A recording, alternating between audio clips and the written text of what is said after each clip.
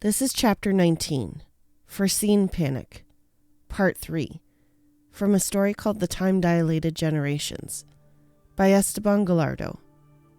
The emergency high-level summit between the 8 remaining generational spaceships was convened with unprecedented urgency. Within just 24 hours of receiving Ellie Anderson's message, the leadership of every vessel had read Emma Anderson's story in its entirety. The most brilliant minds aboard each ship had gathered, not to debate governance, resource allocation, or interstellar logistics, but to address the unthinkable. How do we proceed when a fictional warning has proven prophetic?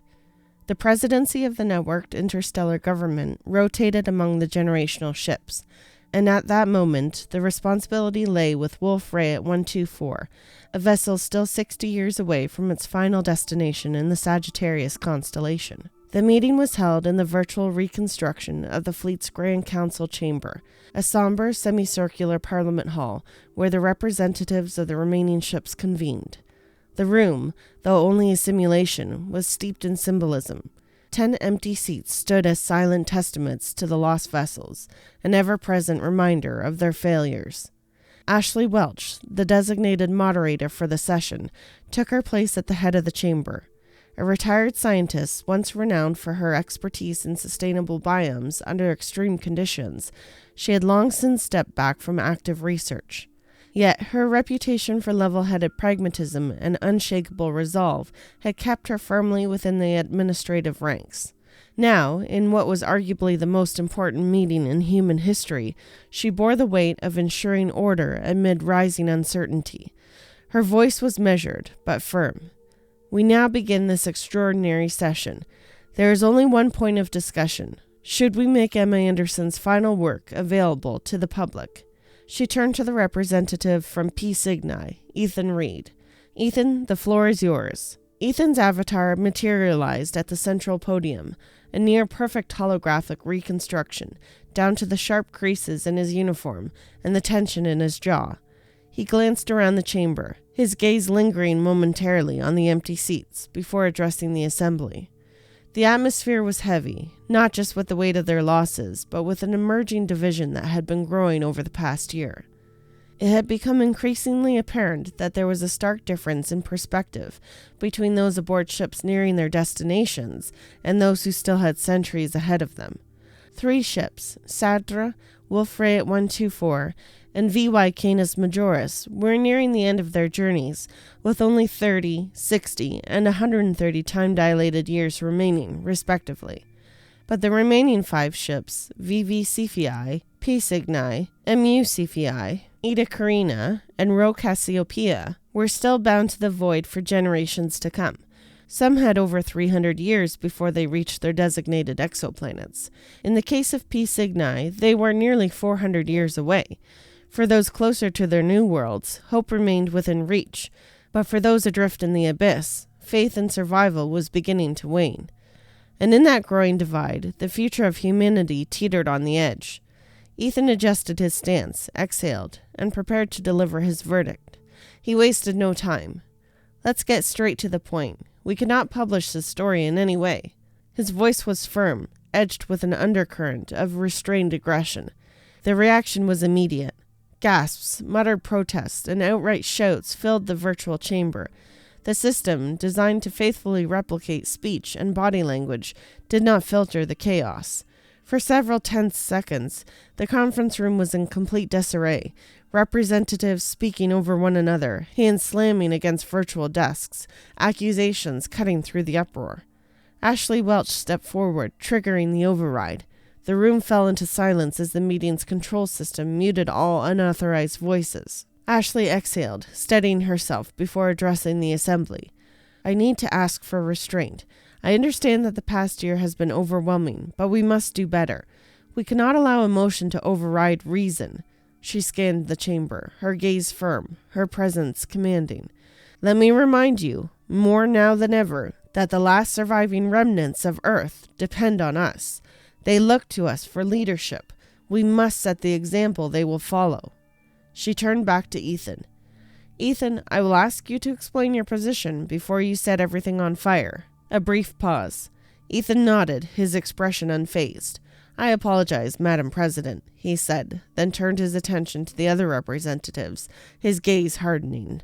"I spoke bluntly, because I believe this is the most dangerous decision we will ever have to make." The chamber remained silent, though the tension was palpable. "We all know the truth. Morale across the entire fleet has not recovered since last year's catastrophe, and worse, all indicators suggest that it never will." His words hung in the air like a storm cloud. "Some of us are still hundreds of years away from our destinations.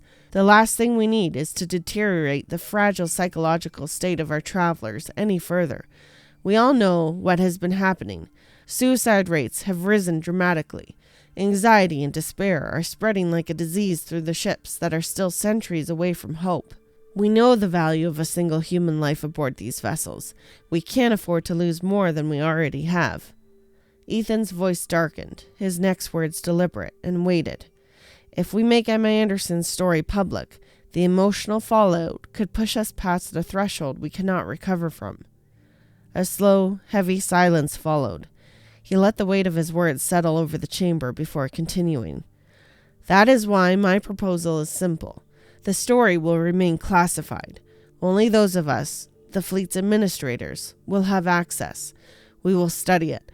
We will use it as a warning, a tool for preparation, but we will not expose our people to a truth they are not prepared to handle.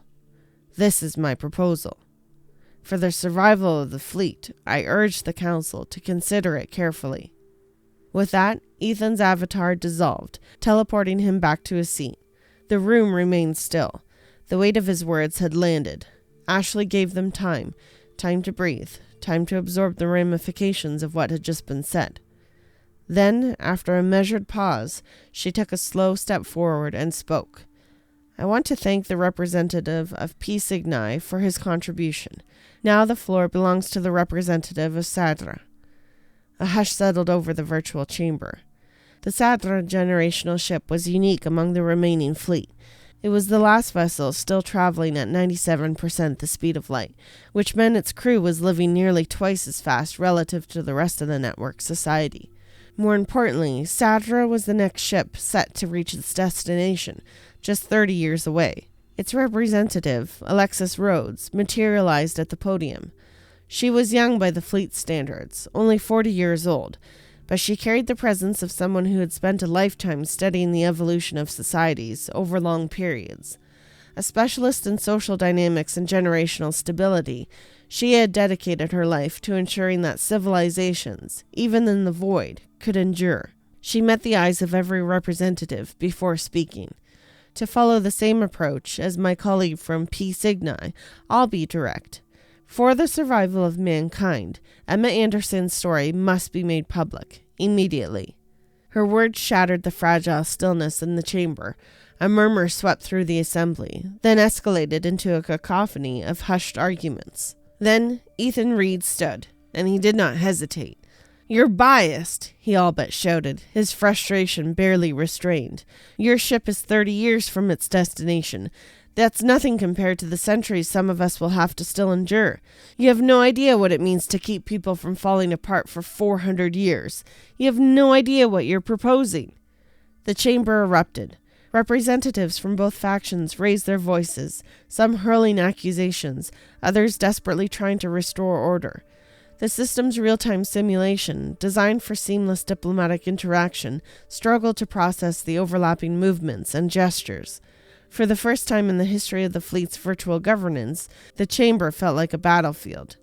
Ashley, barely concealing her exhaustion, activated the override again, forcing an abrupt, artificial silence. She let the tension simmer for a moment before speaking. "I understand that emotions are high, but I will remind you all, we are the last survivors of Earth. If we cannot control ourselves, who will?" She turned to Alexis. "Alexis, you can continue." Alexis gave a small nod of appreciation before facing the room again. Her voice was calmer this time, but no less resolute. "Thank you, Madam President. I needed to be blunt, just as my colleague from Pi Cygni was. I needed to make sure that every single one of you is fully aware of the stakes of this decision. Because today, we are not just deciding whether or not to publish a story. We are deciding whether or not we trust humanity to survive itself. The silence in the room shifted. It was no longer charged with anger, but with something deeper. She continued, her tone unwavering. I understand the fears of those who still have centuries ahead before reaching their planets. I respect the burden you carry. But if we are to survive as a species, we must confront the limits we impose on ourselves, because that is what has always led to our downfall. So, let me remind you of something. Look at what we have already done. 600 years ago, we stood at the precipice of extinction. Our odds of survival were near zero, but we prevailed. We escaped Earth's gravity when all logic said we couldn't. We built the orbital stations with no room for failure, and we didn't fail. Against every conceivable obstacle, we set an impossible plan in motion and made it a reality. We proved, again and again, that we are the most extraordinary species that has ever lived. We have no limits, except for the ones we impose on ourselves. She paused, scanning the room, letting her words settle. And that is why it is critical that the story is made public, because humans are not fragile. They are not children to be sheltered from hard truths. They are fighters, innovators, survivors. To withhold this story is to deny them the very thing that has allowed us to come this far, the ability to adapt, to face the impossible, and to overcome it. Emma's story is not a prophecy. It is a warning, and warnings are meant to be heard. If we let fear dictate our decisions, we are no better than the civilizations Emma wrote about. This is not a test of survival. This is a test of who we are, and I refuse to believe that this is where humanity stops fighting. She took a slow breath, straightened her posture, and finished. The door to our next evolution is open. All we need to do is step through it. That is our proposal. Hope for mankind. Thank you. Alexis Rhodes' words lingered in the chamber, an echo of defiance and hope against the crushing weight of fear. They were beautiful, reminding the fleet of what humanity had already endured, of how they had defied the impossible odds time and time again. For a fleeting moment, she had rekindled something long buried beneath the grief and exhaustion. For the first time in years, someone had reminded them that humanity was capable of anything. And for that moment, the room remained silent, because no matter where they stood on the issue, whether gripped by fear or driven by conviction, everyone wanted to believe she was right. The debate continued for another 4 hours.